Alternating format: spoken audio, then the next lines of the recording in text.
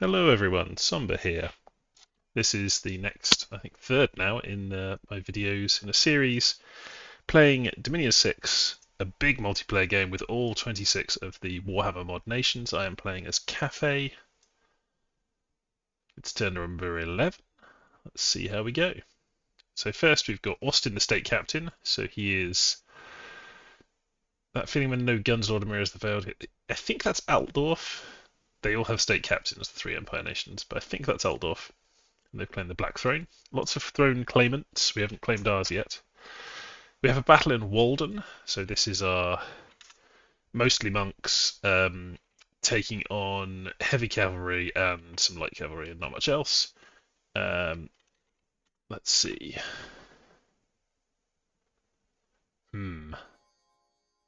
That is not my guy casting Blessing. So my Monk Abbot is not casting Blessing, and I actually just had a quick look into this, and the reason is I had put him to hold, not hold or cast spells. So we are not going to have any blessings in this battle. Rather unfortunate. Oh, just need to fix my sound. There we go.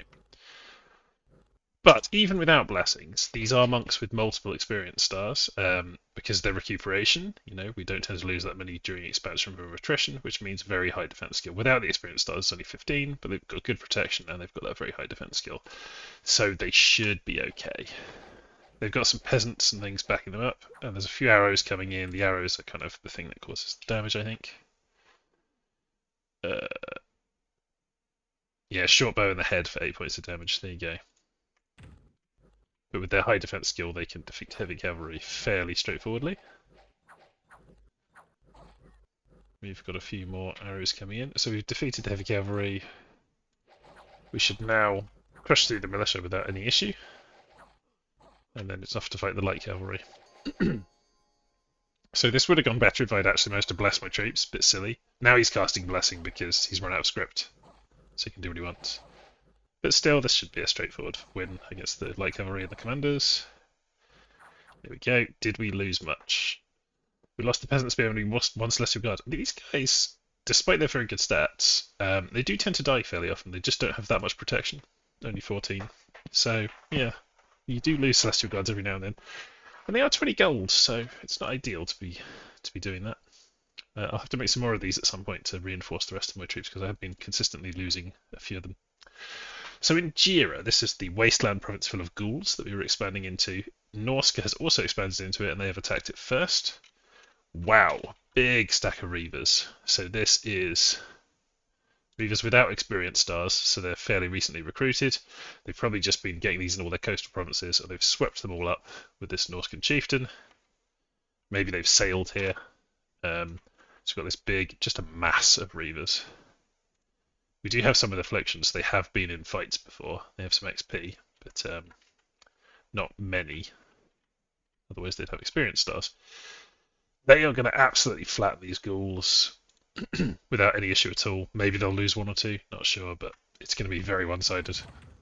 Because Reavers, very hard-hitting. Very, very, very hard-hitting indeed, and very high attack skill. Just really good troops for the cost, honestly.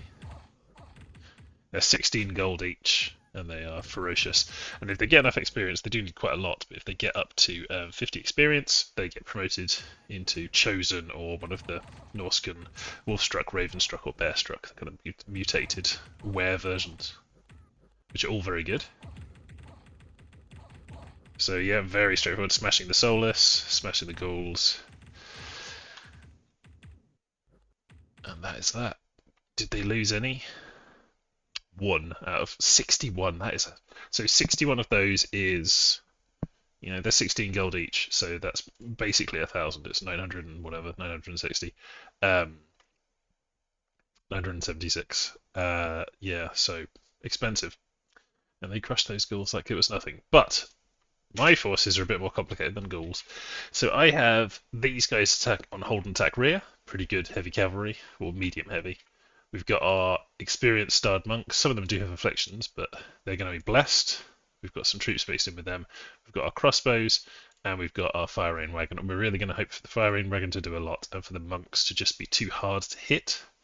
Defense skill 17, against attack skill 12. Hopefully avoid getting hit. If they do get hit, they're going to take a lot of damage. Reavers are quite vulnerable to crossbows as well, so the crossbows should help. They've only got 13 protection, and they have no shields. So, let's see how we go. Very nice starting volley. A couple of them got killed there. And the fire's going to kill a couple more. We're casting up here. We've blessed our monks. So with the blessing, 19 defense skill there. Solar weapons, of course. He's got 3 stars. He's up to 21 defense skill. Jeez. And in they go. So they're just going to... They hit very hard themselves, the monks. So they're going to... Ooh. So a little bit of friendly fire, but a very, very strong shot there from the fire rain wagon. Let's have a look. Look at all this damage. Reavers, Reavers, Reavers. Just absolutely obliterating Reavers there. Very, very nice. We were very lucky there. And that is going to make this fight a lot more survivable for the monks. So at least one monk got killed there. Crossbows doing good damage. Monks continuing to survive very well.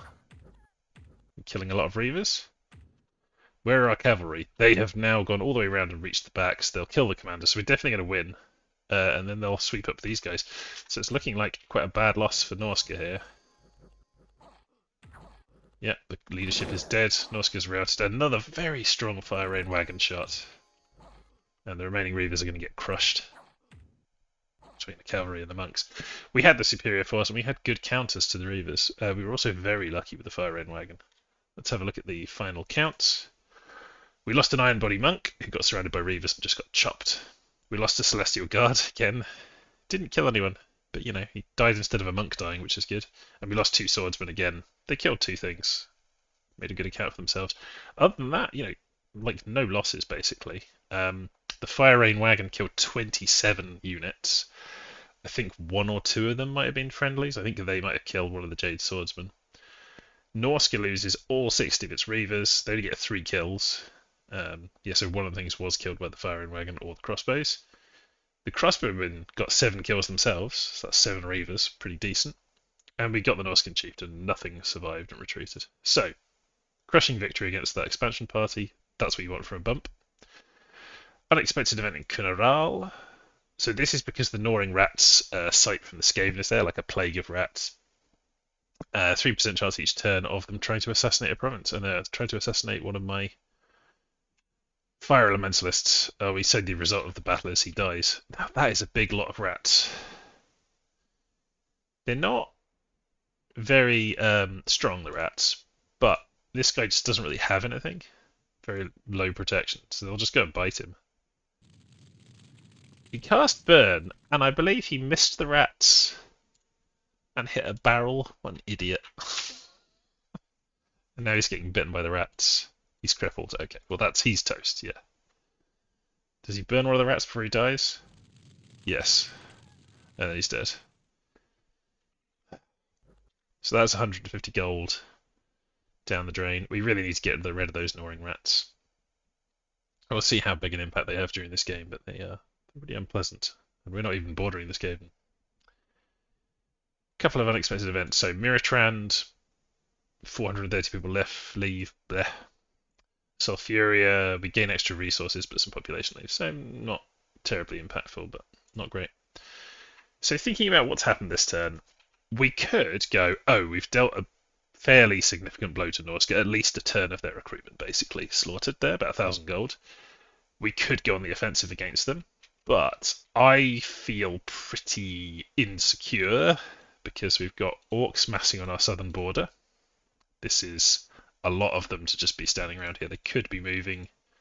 Not there. They can't go underground, so either they're moving that way or they're getting ready to attack me, or at least they suspect I might attack them. I don't know. This seems suspicious to me. This seems like they're going to attack these provinces. And if they do, we'll lose them, but we'll have our forces nearby. So I'm not going to go on the offensive against Norska. How will they take this battle? I think they'll think, okay, they'll build some stuff to try to counter what I've got, and they'll go, okay, I've got a fairly good matchup against them. I can do quite well against their forces, because I just did. They'll be wary of the fire rain wagon because it was so effective there. They haven't seen the fire rain wagon causing all the friendly fire and being completely inaccurate and so on. They've just seen it be very effective, so that's good for us. Good psychological weapon. Hopefully we can keep Norska from us while we kind of build ourselves up a bit more. I think we need a bit more time before we're ready for a war. I also don't want to provoke the Beastmen, so I was considering attacking Squirrel Point, but looking at the map, that's very close to Beastlands. I think I don't want to make them feel like I'm pushing on their cap, and I also want to move my profit back and so I can claim the Throne of Zeal and get these extra effects. I want those, so I'm going to leave Squirrel Point to the Beastmen. Norska very unlikely to go for it, and we're going to move back to Kunaral, also because I want to move my forces back more centrally in case I get attacked now. So this force, which is, it's my expansion force, it's very strong, and they've got experienced stars all over the place. And they've got these lovely heavy cavalry, and I want them closer to my capital in case we get attacked. We're going to build another palisades. So this is all of the fort investment I'm going to do for now, but we're throwing another 1,000 gold into a somewhat risky proposition here. In Kunaral, we've also bumped up the defense there to try and get rid of the gnawing rats and get this unrest down. We have to get the unrest down before we can get rid of the gnawing rats, so I've also got this guy patrolling, and I've put some guys on guard commander in case the rats try to eat him. So yeah, on this side, consolidating basically. I don't see beastmen around, but they are sneaky, so they could be within our borders already. It's difficult to say. Over here, I do want to take Brightgate. I also want to potentially take Spring Spires. We'll see what Middenheim's doing. If I move this scout down here. So I'm not going to go for Brightgate this turn. I have these forces in Muspel, but I don't really want them to fight Brightgate on their own. So they're going to move up to 3 Pine Groves. They could move to Spring Spires if that was expedient, but I'm also moving some forces to Dendronegra. The reason they're going there and not to Muspel or somewhere up there is just so they're closer to this border and to the cap, keeping them close so they can be redeployed. That's a pretty strong force of turtle warriors with some monks. So those plus these guys from Muspel will easily be able to take Brightgate, so that won't be a problem. And then we can redistribute after that. Obviously, we need to defend this province at all costs. Assist, whatever it is, because we have a palisade. We've invested 1,000 gold into that. Only 3 months left. Still site searching everywhere, and back in the capital, what recruitment are we doing? Well, we are recruiting more Iron Body monks. We're getting a water elementalist. We're replacing that fire elementalist because I still want them out there site searching, and that's not really worked out, but I still want to try and do it. And then we're recruiting a bunch of crossbowmen because our enemies appear to be Norska, who don't really have that many shields kicking around, at least from Reavers. Beastmen, again, somewhat vulnerable to crossbows. Orcs, or savage orcs, also quite vulnerable to crossbows. So we definitely want decent numbers of crossbows in any army we have, just pelting arrows out there, pelting bolts out there, and dealing some damage. And they work well with the Iron Body monks too. So that's the recruitment for the turn. Do I want to send anyone else to do site searching? I don't want to go too close to the gnawing rats. Maybe I do, in fact, want to send my guy over here. I'm going to send Goon Gun. He's going to go off to Miratrand and just do an Earth 2 search there. We're searching here with Haoshan. He's obviously going to search for 2 air, 1 water, 1 earth. Hopefully we'll find something there. We've got a search going on over here. Fire 1, water 1, earth 1. So searching's coming along, but I really want to be more aggressive with it. We're casting another alchemy this turn with our earth gems, and next turn we'll be able to do fire gems. We actually picked up a fire site here, the Plain of Perpetual Drought. It's really important for us to get that extra fire income so we can do that one. It's the better form of alchemy, and it's earth gems are more valuable to us generally than fire gems. So that's a really good pickup, and we want to make sure we keep that province for as long as possible to get those fire gems rolling in.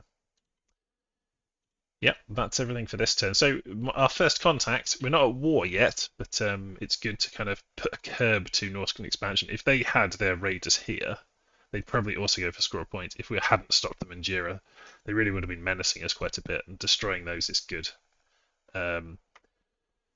Possibly we could make a diplomatic overture to Norska and go, look, stay away from us, and we won't be a problem for you. Stay out of our borders. But who knows? Chaos Worshippers, chaos beasts, rampant savages, and somewhat civilized humans to the west, but they're not really much of a border with us. Our main borders are all these sort of maniacs. So I imagine we'll be in war with the maniacs soon enough. Okay, that's everything for this turn. Let's see what the next one brings us. It's turn number 12. So if you receive 20 fire gems from Nehekara, they are played by Kijin, who's another Dominions YouTuber. I have an agreement with him that he's going to send me these fire gems. I will alchemize them using my alchemists, and then he'll get back most of that, but I'll take a cut off the top for doing that service. That's going to give us some extra gold. I actually was going to recruit a fire elemental this last time, but having talked to him, I changed that to another Imperial Alchemist, so we can do 3 sets of fire alchemy this turn.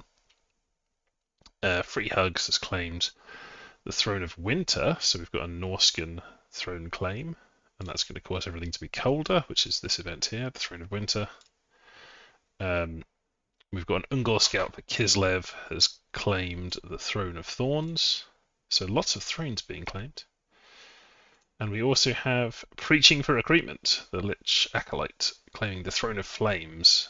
So that is Nehekara. The Throne of Flames, I believe, is a level 3 one, a really strong one. So they must have had quite a big battle there. We cast Alchemical Transmutation, so that's Earth Gems being turned into gold. So that's nice. We found a magic site in Muspel, Deep Crevasse, which is an Earth 1, one Earth Gem site. Found a magic site in Three Pine, Copper Cliff, which is 1 Earth, 1 Fire. So this is really good. Earth and Fire gems coming in is what we wanted. We whiffed on these 2 searches here. The Dormant Pretended Gods Awakening, but not my one yet. And we lost a crippled unit. The Plague of Gnawing Rats in Svesing North here has been eradicated. Nice. So I got my province defense up high enough that we had a 100% chance for it to happen, so we got rid of that.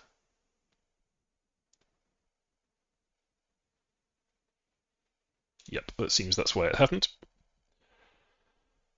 Then we've got another expensive event in Wraither, lost 1.4k population. Was that a good province?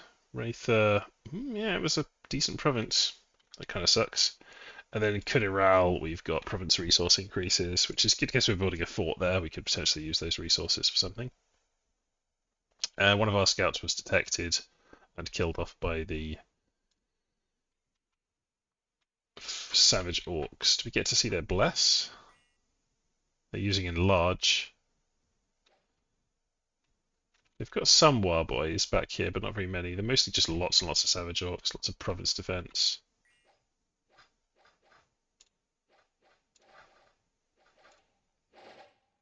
Come on, let's see their bless.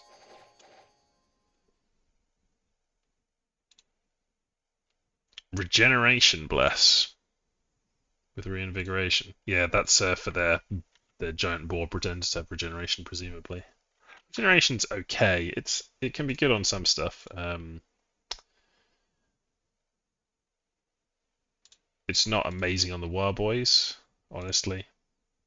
And like with more buffs and things on them to put their protection up, it can be good. Yeah, it's still a strong bless regeneration. We patrolled and killed a bunch of stuff in Kunaral. We still need to do a bunch more to get rid of the rats and secure that one.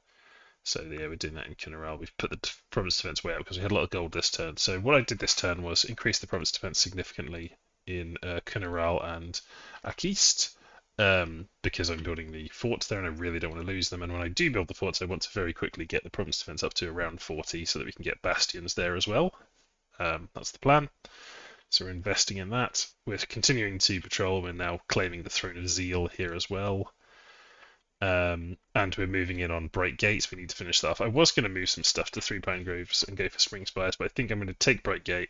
I have to wait another turn to move everything to Three Pine Grove and then move to Spring Spires. If it's still not taken, we could run into a Middenheim army moving into it. I'm not sure. House Xian is going to sweep over to Kunaral and search there because we intend to hold that province, so worth searching it, and he can be there, in case of combat. There's lots of places he can fly to from there. Our northern army, which has got most of our monks, and I think these are the monks that have lots of experience stars. Yeah, a lot of them do. Is going to go to a Keist and just make sure we don't lose that province to some stupid event like knights attacking it or something like that, because we are 2 months away from the Palisades. It's not too far away from where fighting might happen, so we can just keep it nearby. I don't really see much gathered on my borders other than here. So these guys patrolled this turn, which is interesting. I'm guessing they're kind of trying to patrol out the gnawing rats, because I'm guessing there's some gnawing rat infestation here. And maybe they're going to attack this throne, so I'm moving a scout to keep an eye on that. Back in the capital, I've got a bunch of troops I'm not doing anything with yet. I was going to move this guy out to site search, but I think we actually need to keep people in the capital and do some research. I really am falling behind on research because I've just been moving people out site searching, doing alchemy and so on. But I think we've been putting decent investments into our economy, and now we can start cranking stuff out.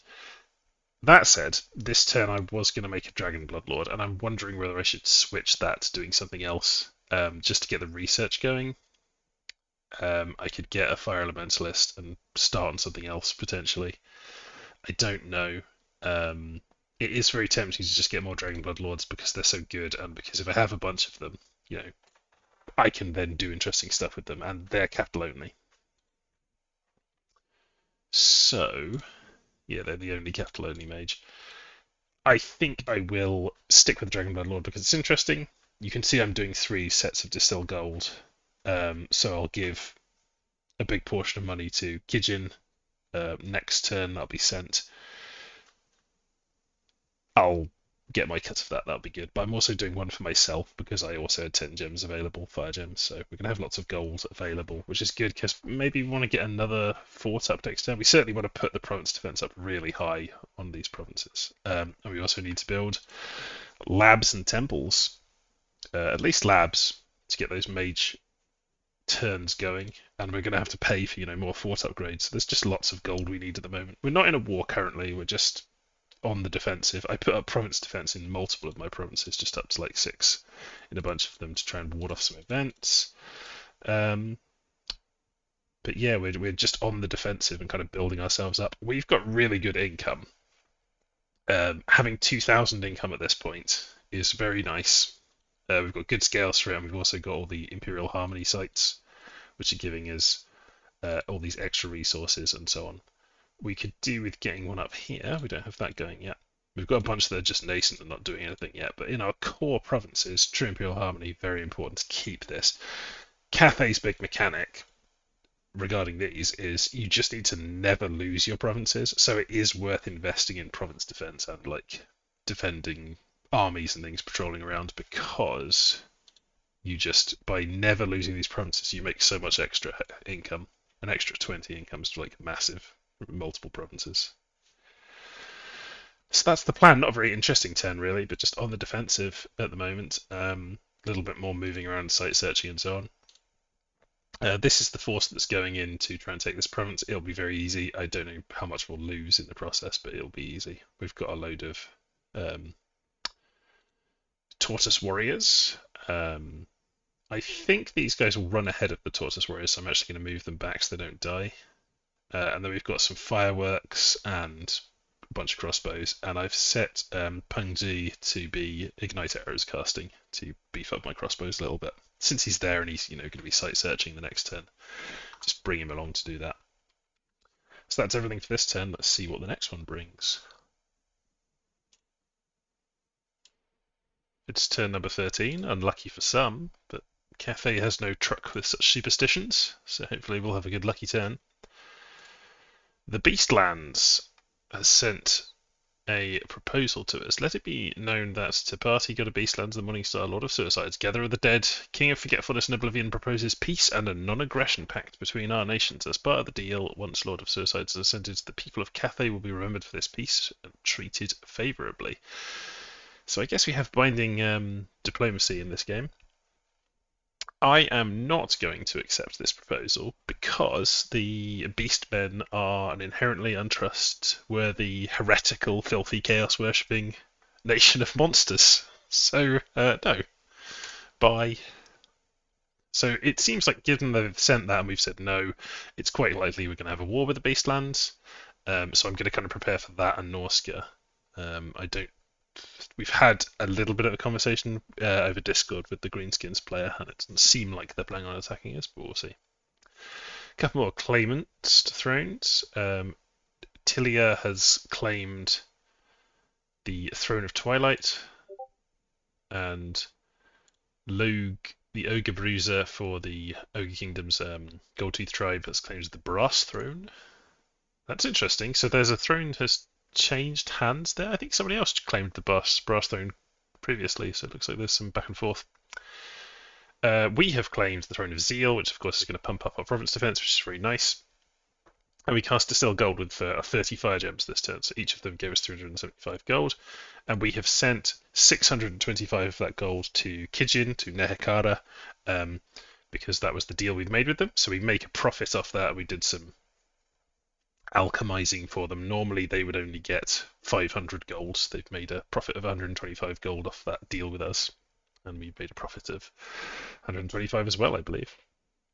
So we split it. We didn't find any sites there, but our god has woken up. Study hard, day up is here to lead us all in glorious research and site searching. Got a couple of battles we're witness to. A battle between Bone Nose Tribe and the Skaven in Moliton, our scout has picked up. So Bone Nose Tribe here has a very large army of, I would say, pretty good quality. They've got a lot of big uns. These guys with the blue paint here, and these guys with the skeletal paint. These are all big uns. And then we've got a bunch of Savage Orc boys of various different types. We've got a few strong leaders. We've got some big bosses. Forest Goblin Shaman. We've got their Prophet. And then more big uns. Yet more big uns. More Savage Orc boys. And then a bunch of human heavy infantry that I think they got through events, they were saying. And there's also some war boys mixed in with them. They've got the regen bless, of course, and up front they've got some archers, presumably as kind of lance catchers or something. Skaven have just got province defense, and not very much. And it's a not very good province defense because it's province defense and obviously some clan rats as well. I'm just going to close Discord because I'm getting messages. Right, just close that. Yeah, so this should be very one-sided. Let's just watch from a zoomed-out perspective. So yeah, some basic clan rats that they've been hiring, obviously, and then Machakan. Province defense is pretty rubbish. So maybe some friendly fire will kill some orcs, but other than that, they're going to get flattened. Quite a big force that Skaven are facing there, then we'll have to try and keep an eye on that conflict. Did they lose anyone? A bigger than a boy. And then we see Beastmen attacking Barn Kish, which I believe is a throne. Pretty sure. Oh, well. Maybe not a throne, but it does have a load of knights. Knights are really nasty. Very, very hard to deal with. So what have they brought along in order to deal with the knights? We've got lots of Gores. We've got a bunch of Bestigors. The Gores are not going to do very well against the knights. They do hit somewhat hard, but it's not really enough to fight knights. Bestigors do hit hard enough to kill knights. They have the battle axe attack. But the thing that they're really going to use to kill the knights here fairly clearly is a bunch of giants. And they have gone for the giants that have the melee attacks, not the ones that throw rocks. So they've got a club attack, grab and swallow, wild swings, which is area effect, and giant stomp, which is also area effect but communicated by defense. So really relying on their giants against this massive wedge of knights here. Probably going to lose some giants at the front here to the lance charges. Yep, one of them went down. But you see the damage these guys do. Look at this. Bam, bam, bam, bam, bam, bam, bam. Just smashing the knights with their wild swings. Because it hits the horses as well. It's very good against cavalry. We might lose another one there. Yep, another one went down there. But they've also got fear, so they're quite good at breaking through these weaker troops. This is just a really tough province for them to have to fight this many knights. But giants is a good way of doing it. They're not that expensive either, giants. We'll have a look at the end, but I think they're like, let's say they're 170 gold, 160, something like that. I mean, they're expensive, but they're not extremely expensive. They're not, the Fire Rain Wagon's more expensive than the giants. Not bad. Let's have a look what they lost.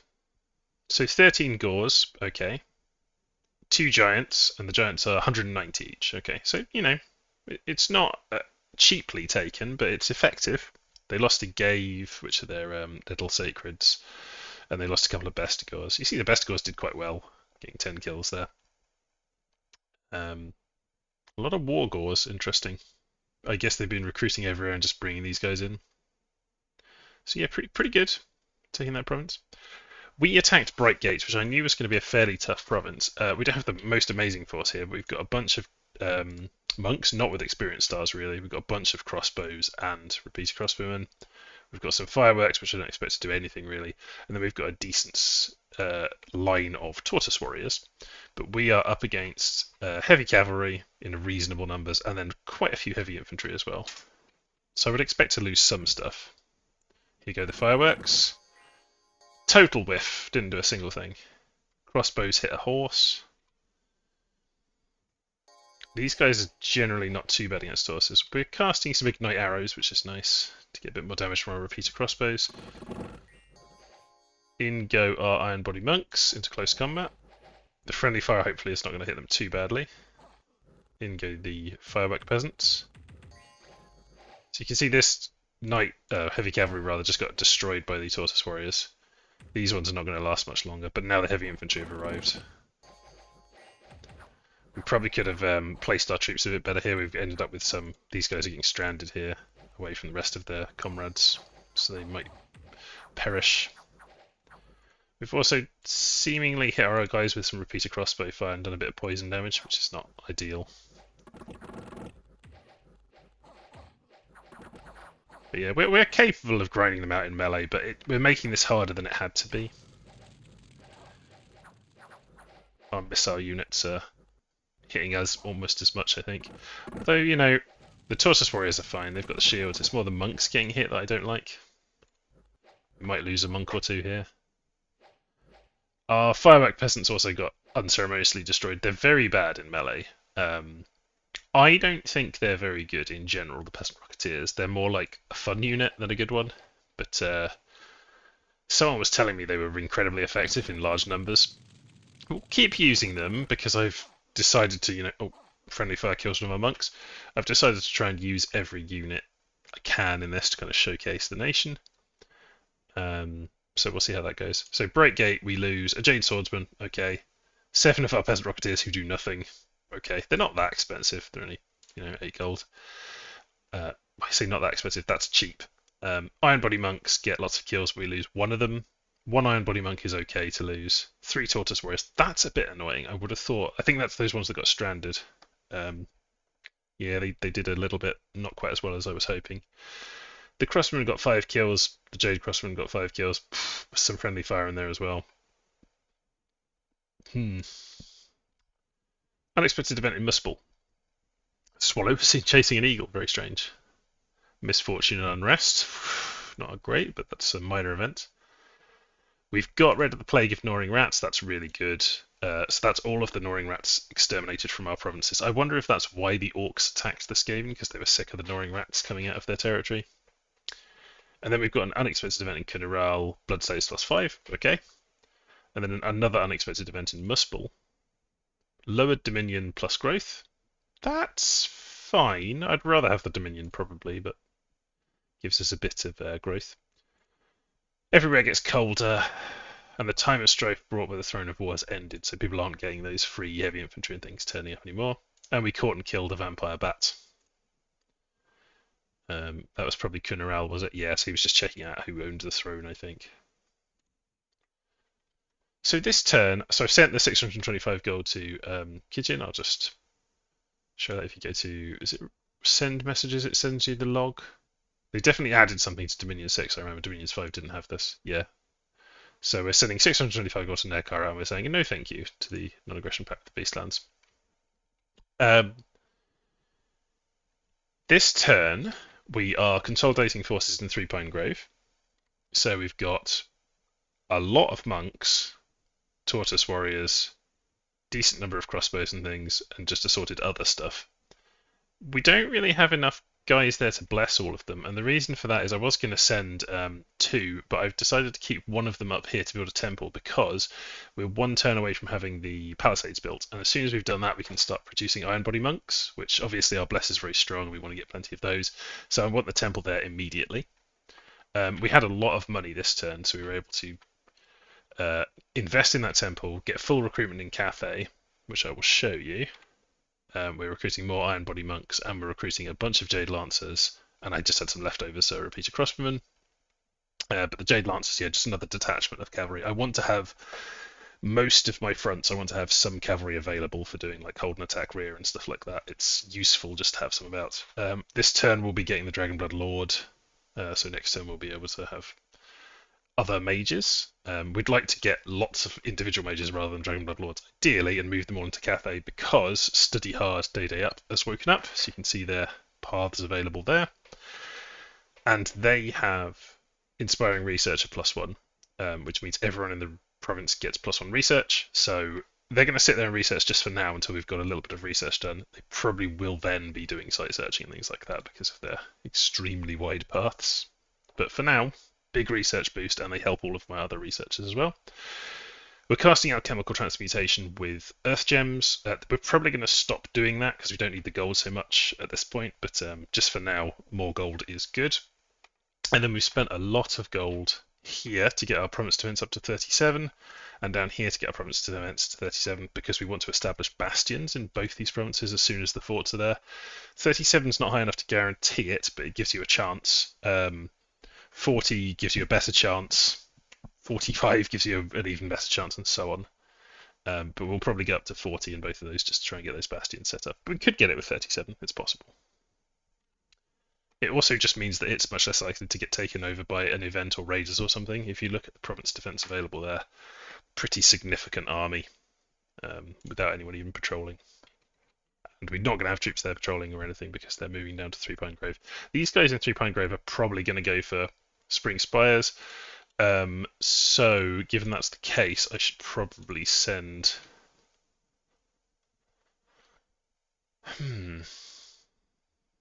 Very strongly organised. I'm going to send my scout down to Bagulov to see what's in Ilidar and Bagulov and see if there's a big fort. Oh, that's a river though. Interesting. I think this is the only place they're likely to attack from, but I will send my scout down there just to keep an eye on that. Decide whether we're attacking that. I'm pretty sure we will attack that next turn from Three Pine Grove. That should be our throne as well. I'd like to have that one. Anything else? Oh, out here, just doing a bit of preaching with our prophet because I couldn't afford another temple and all of that province defense. We've got 3 months left on our palisade. We've got a big force patrolling, just keeping our eye on the beastmen, and I'm recruiting just some additional halberdiers. That's pretty much to hit giants with, since they've got a bunch of them. We just need to hit giants as hard as we can with as much stuff as possible. And we're site searching with our Dragonblood. Site searching in general continues. You know, we've got a guy over here, a Imperial Alchemist site searching. We've not been very lucky, I would say, with the sites, but another fire site search there. We need more mages, and to that end, we will be getting more mages out of Akist and Kunural. I need to get a mage up there, in fact. Do I have one nearby? Well, he could do it instead of site searching. We could spare a herbalist. We could send Pengza up there, but he's searching. Oh, it's interesting, we don't really have one on his way. I guess this guy's just going to site search here and then next turn move to Akist. Yeah, that's my best bet, and then he can make a lab up there. We're not in a super hurry to get that lab going. We've got other things we can do. You know, we can get other commanders that are useful. We can get more monk abbots, for instance. Get a bunch of monk abbots out there to bless our Iron Body monks, and we just want to get the Iron Body monks pumping out of there as quickly as possible. Muspel's where we lost all that Dominion. Wrath is also a bit of a Dominion hold. Yeah, we need to shore up some of this stuff because a lot of the Warhammer nations really benefit from having their Dominion pushed to various places. So it's something you need to keep a bit more of an eye on with the mod enabled. It's just having a strong Dominion over your nation. And we have the Throne of Zeal, which helps us with Dominion spread. And in Dominion, province defense constricts up to the level of order. So like we just took this one over, so it gets 1 province defense for 3, and then got 2 more because it's got 2 order and it's in friendly Dominion. But you can see Muspel didn't get any extra. It should be getting 2 per turn, but it's not in Dominion. So pushing the Dominion out will be useful. In fact, maybe my profit should just move to Wraither to try and get the Dominion up there, or to Jira. I think I will move him to Wraither because I'd like to have the Dominion there, and that makes it more likely, the spread from the profit, or just the fact he's preaching. I can preach when I get there. So I'm going to move him back there. Right, that's everything for this turn. Again, a fairly simple one, but we're just building at the moment. We're kind of gearing up. And I think our first war, it seems very likely it will be against the Beastmen. I would like to, my scouts hopefully can find some other people who border them who might be interested in helping us get rid of the Beastmen, because they're a very destructive force. So yeah, we'll see. It's turn 14. Research and enchantment is completed. That's to level 3, and then construction first level is completed. We need to get the construction up. Let's go look at the research. We need to get the construction up to level 3 to do rings of water breathing and holy water, which we want to do to get hold of those water provinces using our dragon bloods. We found the location of 20 previously undiscovered thrones because our pretender woke up. The Orcs have claimed the throne of the Second Age. That's Bone Nose. Bone Nose seem to be doing very well, and they've obviously invaded the Skaven, so they're going to be getting stronger off the back of that. We've confirmed that the other Greenskin faction has also joined in there in the invasion of the Skaven, led by veteran player Borlin.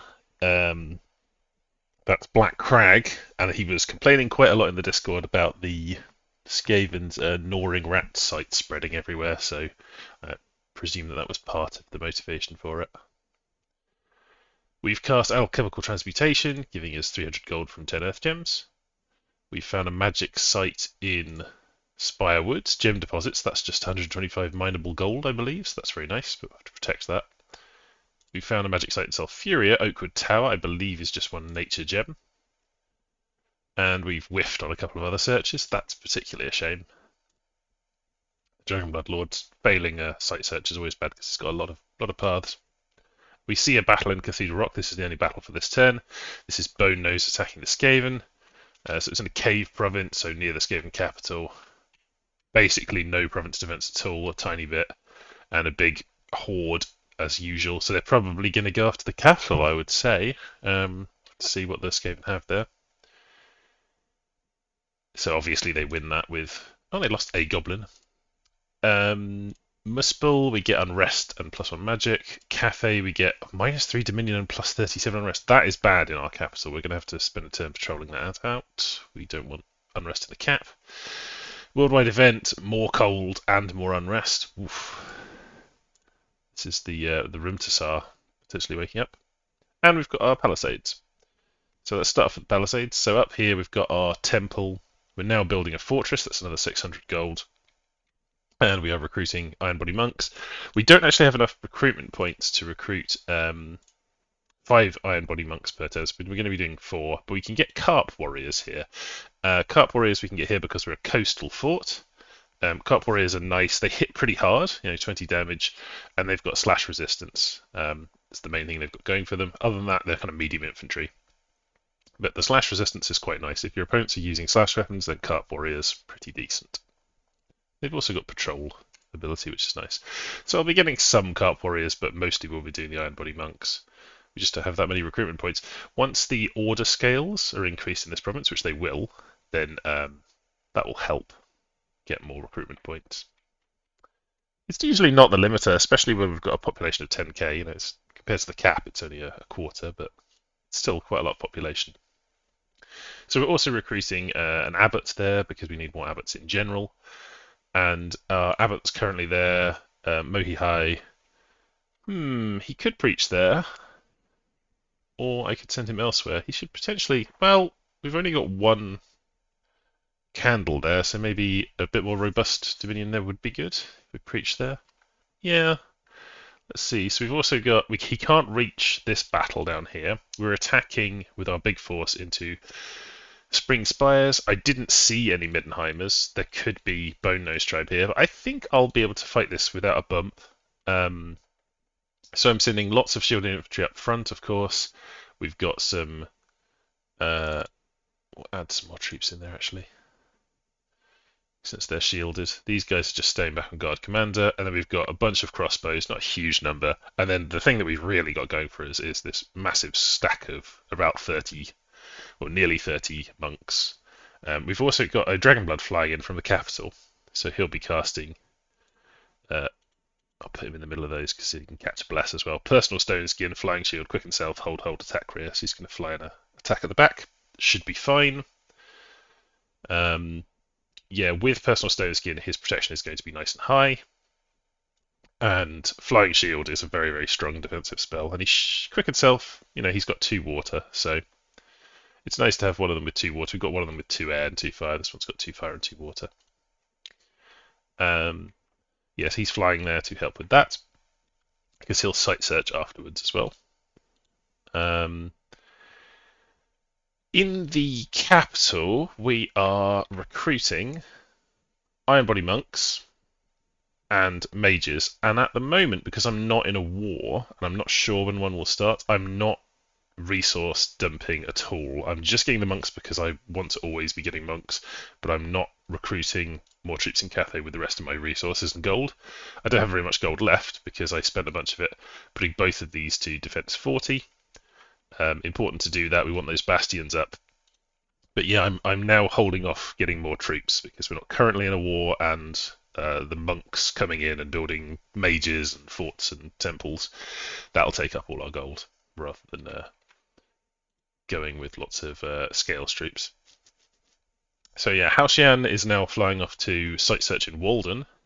I guess that could technically get attacked, and I'm not sure that he would beat stuff with Mistform, Flying Shield, Personal Stone Skin. It's kind of an interesting question. So possibly he should be set on retreat rather than trying to fight things. It's less interesting though. Let's just keep it like that because it's more interesting. He might be able to beat some event troops or raiders or something. And Dragonbloods are no cowards. We're trying to preach out this pocket of Dominion that's gone. Our troops that are in Cathay, so we've got this big force in Cathay, nowhere to fight at the moment. We're just going to do 1 turn of patrol. We're going to squash that unrest flat. I don't want that unrest in my capital knocking my income down. So we're dealing with that. And everything else is fairly quiet, which is kind of good for Cathay. They're not a nation that always needs to be at war. We gain a lot from just not being raided because we get our imperial harmonies up and we end up with a lot of cash because of it. And we'd also like to get lots of forts up. So we've got 1 fort here, we've got another one coming, but I'd like to get a couple more building as soon as we can. It helps secure our territory, and we can get bastions there as well in the future. But it's very expensive getting all of these things up. Lots of money needs to be dumped into forts and stuff. So at least getting those 3 would be a very strong start. In terms of wars, I would not be surprised if we ended up at war with the Beastmen because they sent us that nap and we sent the head of the messenger back. But I don't know. So they've moved a big force here, obviously. They'll probably move more onto this border. At the moment, it's just these 2 provinces that we're bordering with them. Well, and Jira, but it's that kind of wasteland that we're not so bothered about. Although, that's decent income, and it does have that fire gem. So, But yeah, the main thing is we want to protect that throne. We do have a big force. We've got 40 province defense there, and we've got a patrolling force, so I'm not worried about them attacking in and defeating our forces there. But if they start mounting stuff up on this border, we're obviously going to have to move a lot of stuff out there. And probably it'll just have to be a war. I can't just leave a massive army defending that border forever. I will have to push them back. It would be nice to take these provinces too, of course, because they're all around that throne, around the fort. So taking those 3 provinces would be good. If we could do that and hold those, that'd be lovely. Yeah, not a lot else going on this turn, kind of a quiet one. We're still recruiting mages and building our research. So we're going to do construction to 3 because we want to get those water provinces using Dragonbloods. We've got a water mage to be making the items for those. And maybe we should be recruiting.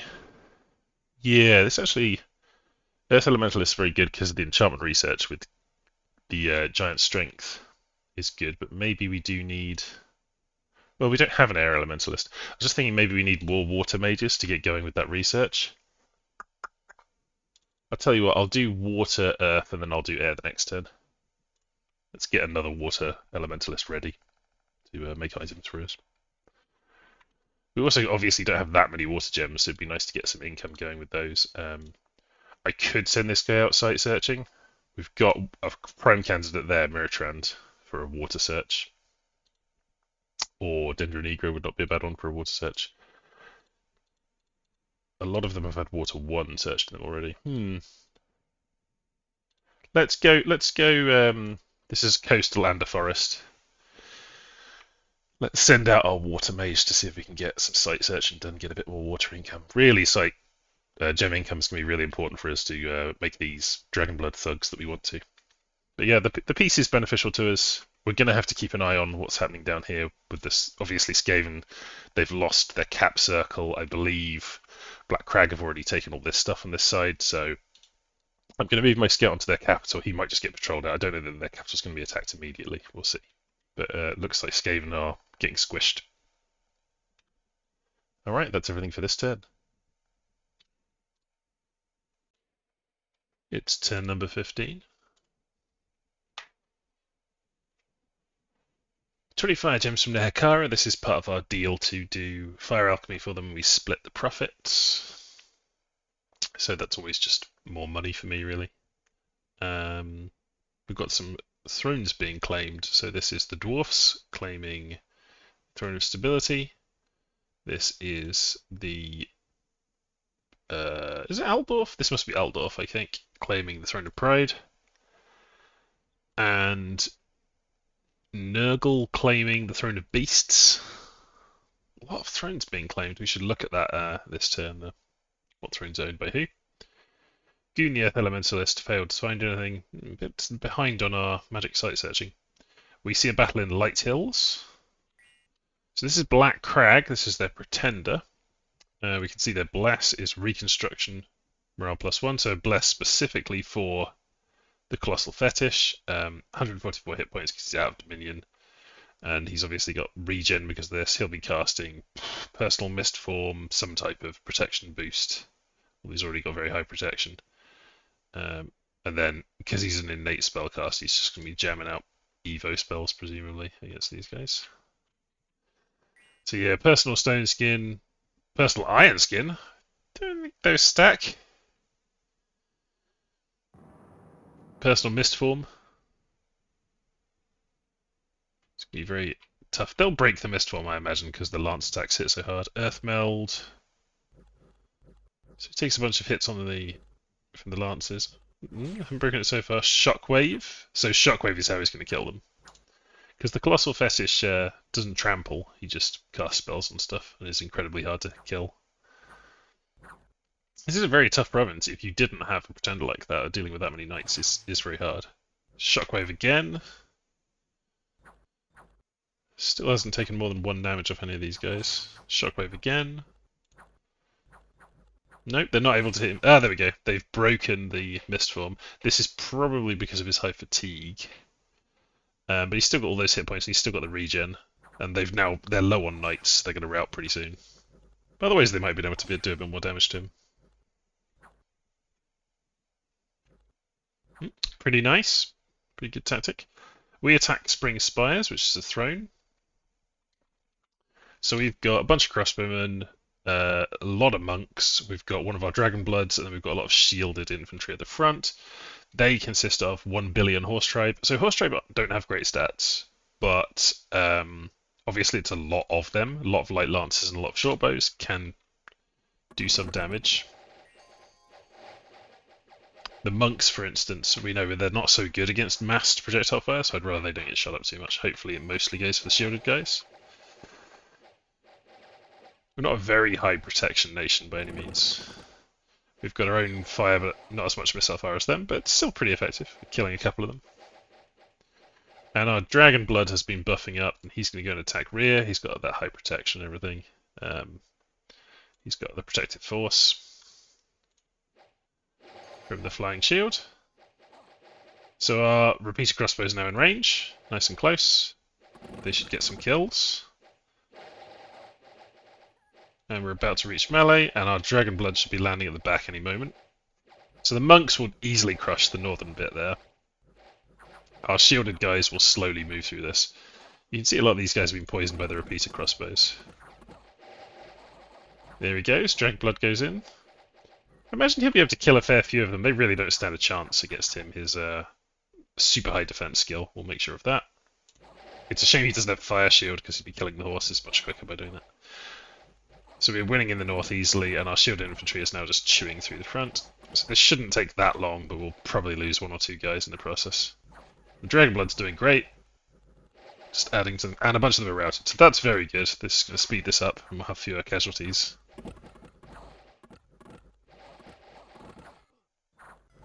There we go, and they should rout about now. 1 or 2 more turns of fighting and then they'll rout, I guess. Lovely. Let's see the casualties. So we lose 2 Iron Body Monks, not great, but they did kill 47 things, so they definitely pulled their weight. We lost a pikeman, some peasants, that's fine. 3 repeater crossbowmen, they have the lighter armour, of course, only 11 protection. And they had to go closer to fire their weapons. They did get 8 kills. And we lost a Tortoise Warrior. I'm surprised by that. It must have been light lance hits killed him. And the Dragon Blood Lord got 14 kills, so pretty good. They only got 10 kills in total. 1, 2, 3, 4, 5, 6, 7, 8, 9, 10. Yep, so they were all by horse tribe. Skaven Blight has been attacked, and it looks like we've got a bump between the 2 orc factions of Skaven Blight. So this is the main Bow-Nosed tribe, Savage Orc Army, and Skaven have 25 province defense. See, they've got a war boss full of experience stars, so he's going to have a full war soon. He's got a lucky coin from some kind of event, probably. Yeah, pretty nasty, and they're enlarging these. Casting enlargement on them. So enlarged, they get more hit points and strength. And I'm imagining not very many casualties here against these Skaven. They have some Storm Vermin, but the rest of the Skaven, maybe they'll lose some boys to the Clan Rats up there, but they have some reductions from the darkness, but they do come with 50% dark vision orcs, which is nearly as much as the Skaven.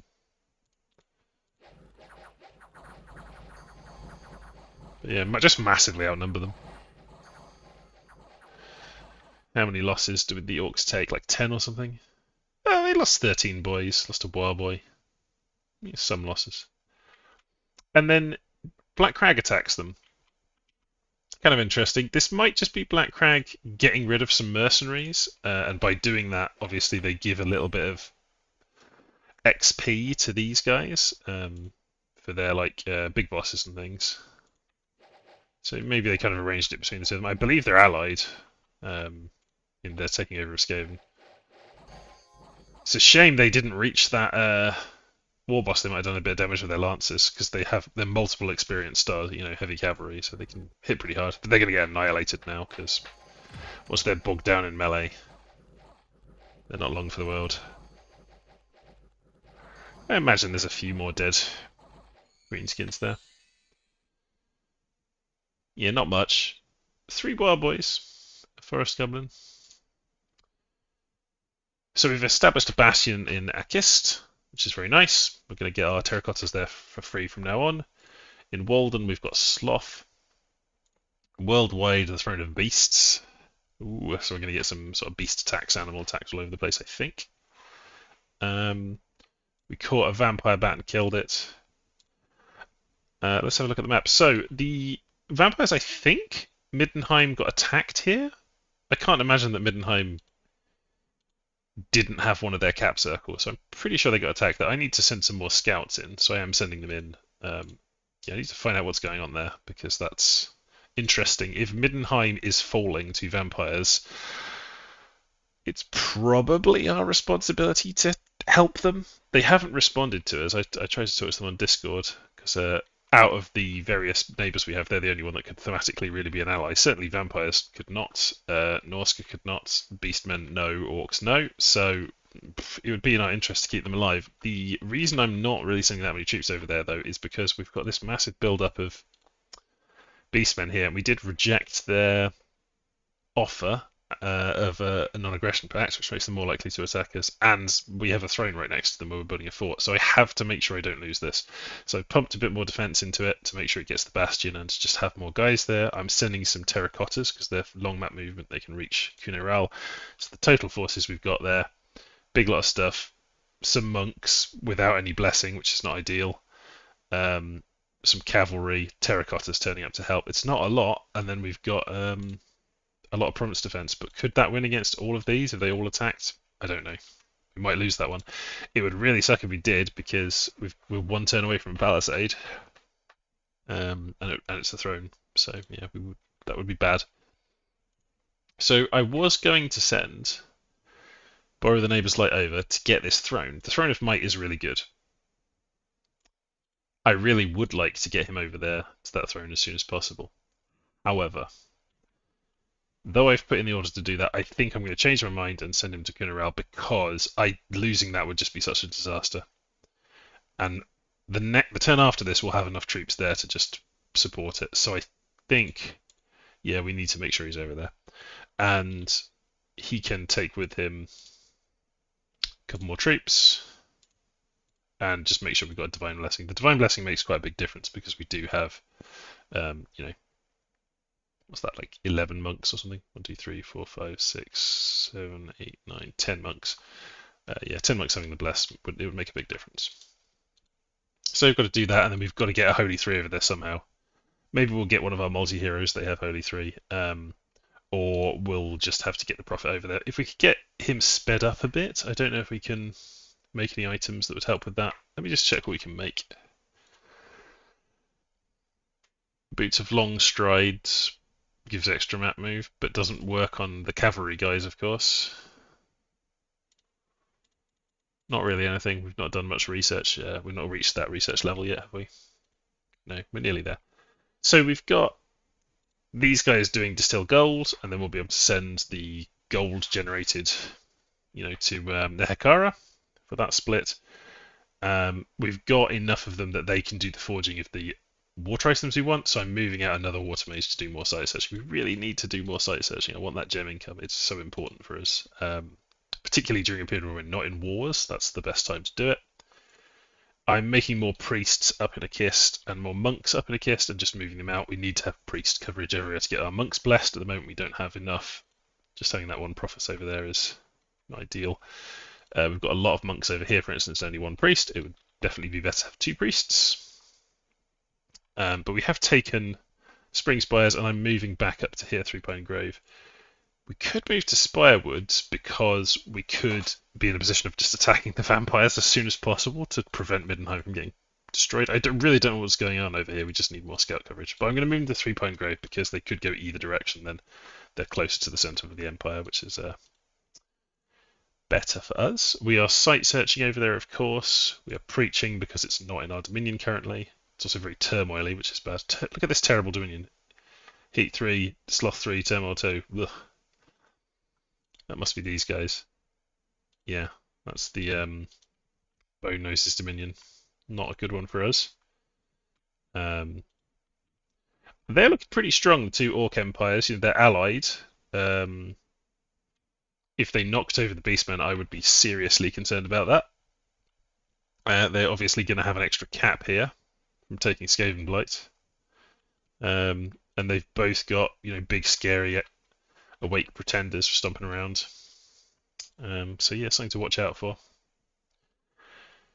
This turn, we're recruiting an Earth Elementalist, a Monk Abbot, because we do just need more monks out there, more priests out there to bless our troops. And I'm recruiting a Sky Lantern Captain because I want to show up all the different troop types. I'm doing a Sky Lantern Captain, and then how many Sky Lanterns am I getting this turn? Ooh, it's got all laggy. So that's 10, 20, 26. So 26 Sky Lanterns. So the way Sky Lanterns work is they could fly on the strategic map, and then in combat they're kind of a light infantry with fire weapons that are not particularly strong, but they're ranged weapons. They get 8 shots, and its area effect 1. So they're capable of doing a lot of damage to numerous small targets, which the Beastmen and Bone Nose definitely both have, so they can work against them. But the main attraction of the Sky Lanterns is just that strategic movement. They've got 24 map move flying, so you can, with their captain, he's got the same ability as them, they can just fly off to anywhere we need them to reinforce. So it's really useful to have a group of them. They're also very good for sending off patrolling because they have an extra patrol bonus, and they can just go to whatever province has unrest and just patrol it out, which is nice to have. Still researching our same research targets. How close are we to having that construction? 100 and 120 left. It would be nice to have that next turn. Can I do anything about that? Not really, because we do need to do that distill gold. I guess I could do something about that, but given that we've only got enough, well, I'm just thinking about getting items and taking over the sea provinces. I think if I put a couple of water items on, for instance, Yu Gang, he could go and take one of these sea provinces, which would be very useful to us. Maybe we'll want to focus on that and just get the research done this turn. If we did want to get the research done this turn, I could not do 2 sets of distilled gold, pay Nehekara using my own gold, and then just keep the fire gems and use them for other stuff. I mean, they don't care where the gold's coming from. If I did do that, I would have research with this one, and I'd research with Mugong as well. Would that give me 124, 120 left? Yeah, so let's do that so that we've got those next turn, and then we'll do the distill gold whenever we get around to it. So it'll put us, it'll put us at gold deficit next turn, but that's not a big deal to us. It gets us that research 1 turn earlier. Start forging stuff. Right. Not much else to say, really. Big reinforcements in Kunaral. Moving this big force from Cathay as well. You can see is moving to Wraither, because I am concerned that they're going to attack. Or if maybe they'll spend 1 more turn building up because they don't know what we've got in Kunaral, and I just want to have my forces there to reinforce. Then I can send my prophet away as well. I won't necessarily need him there. Once we've got sufficient forces there. Haoshan also site searching up here. This is completely unsite searched province, so hopefully Fire 2, Air 2, Water 1, Earth 1 will get us a hit. And same thing in Springspire, hopefully we'll get a hit over there. It's got some Mind of Superior Island. It'd be really nice to have a fortress there too. The population's not amazing, but it's okay. And forting up thrones is always nice, obviously. We're also building a lab this turn with Pacha, so we can start making more mages up in Akist, because we've had plenty of money. I think we actually had a money unexpected event. Did we? Yes, we had an unexpected event in Akist that I didn't cover, so 382 gold from an unexpected event as well. That's why we're able to afford a lab this turn, in addition to doing everything else we're doing. So, a time of peace for Cathay. We're getting all of our Imperial Harmony established. We've got, pretty great income for this point in the game. Pretty great, considering we don't have the most amazing expansion. We've taken that province, and now we're looking at grabbing some water provinces. It'd be great if we could grab all 3 of these. Oh, just to stop to have a sneeze. I think that's everything for this video and this turn, so I will see you in the next video. Oh ho, hang on, I won't see you in the next video because I said that I would show the Thrones of the World. You know, some blesses that we've seen. Let's have a look which one it is, Thrones of the World. I can never remember the buttons. There we go, F9. So, we have got Nuln with 2 thrones, 1 point each. Does anyone else have 2 thrones? Yes, Bone Nose has the White Throne and the Throne of the Second Age, presumably because one of them was a kind of a Skaveney one. So we can have a look at that. So the ones that Bonos have, because those are the most relevant to us. Heals units. That's just in that province. Produces Nate's gems.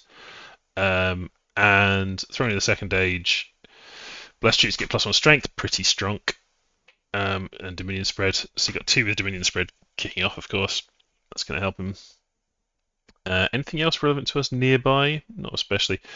Nehekara gets that great fire income from these, and fire resistance for their troops. Very nice. Yeah, I mean, we've secured a second throne, which is good, but we're not going to be able to claim it for a few turns, that's for sure. It'll take a while. It's really a shame that the Beastmen are massing these forces on our border. I was kind of hoping that the Beastmen would be down here worried about the Greenskins, but they're not at all. They really look like they're going to attack me, which makes me wonder about Norska as well, because Norska can just suddenly appear in any of these provinces, pretty much.